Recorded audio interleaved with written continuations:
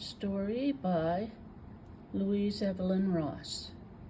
Animal Tales.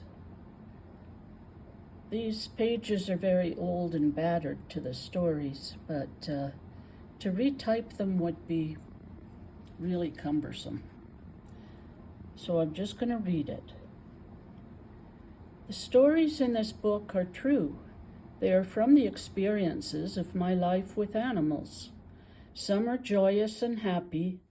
There are some that are sad as well. No life with animals is one without both of these. I have always loved animals. I find them uncomplicated in their love and unconditional in their affection.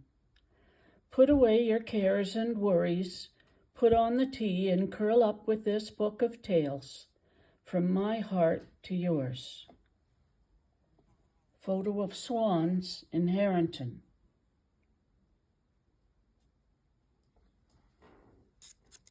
Harrington's in Alberta, southern Alberta. River Phoenix and the Ducklings. River came to me on a sunny spring day as I was walking in Carburn Park. He did not come easily. I was returning from my walk in the park and was almost to my car when I noticed a white little bunny with pink eyes and a silvery gray nose was watching me from the parking lot.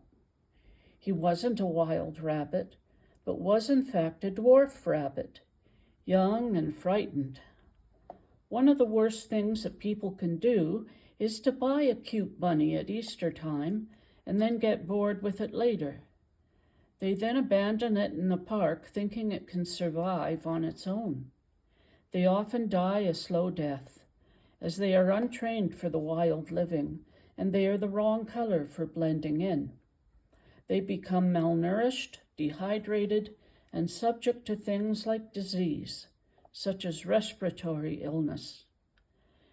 The winter weather is too harsh for them, and they don't survive for long. I asked some parks workers where River had come from. They said he'd been thrown out of a car by someone and had been wandering around for days. I set to the task of catching him. This turned out to be a 4-hour adventure as he hopped under some outbuildings and proved to be very elusive. At last I went home and got a cage, filled it with tasty spinach and fresh water. This worked right away. River came home with me. He lived with me for 10 years and was one of the kindest bunnies I have owned. He especially liked to live with guinea pigs, such as with his friend, Piggy Joe. In old age, River became arthritic and stiff. He had terrible trouble with his hips, and I thought I might have to have my vet, Dr. Dijon, have him put to sleep. Sometimes that's a gift for an animal when they're in pain. Dr. Dijon recommended we try a brand new drug that hadn't been tried on rabbits before. He said it could help him, or it could kill him. He wasn't sure which. Dr. Dijon is an excellent vet and has very good instincts. I thought it might be worth a try. The drug was called Metacam, and River would only get 1 drop a day. It was a very powerful painkiller, and in fact, River became addicted to it. He was pain-free for another 6 months. The last night of River's life was also one which saw his last act of kindness. While walking in the same park that I had found River, I found 6 little wild ducklings with my friend Sue. They were too small to be on their own and were in the dog park, which put them at great risk for being killed. I asked around, and my friend Carmen told me she thought the mum had been injured by a car.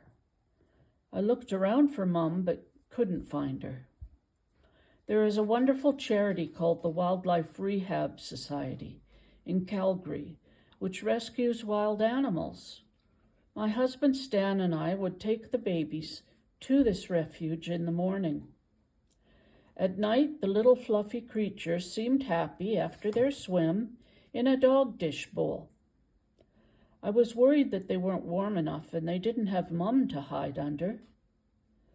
River Phoenix was reaching his time and was in my bedroom as I wanted him to be close to me.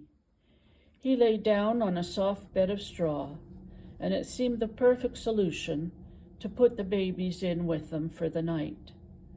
I placed them gently with River, and they took to him right away. They crawled under his soft fur and settled down for the night. River gently groomed them, preening their feathers and protecting them. In the cold night. During the night, as the ducklings were sleeping, River silently passed away. He went to God and his angels, and with his last act of kindness, helped the ducklings make it through a night without their mother. That was the cycle of life. One old soul passing on, and 6 new lives just beginning.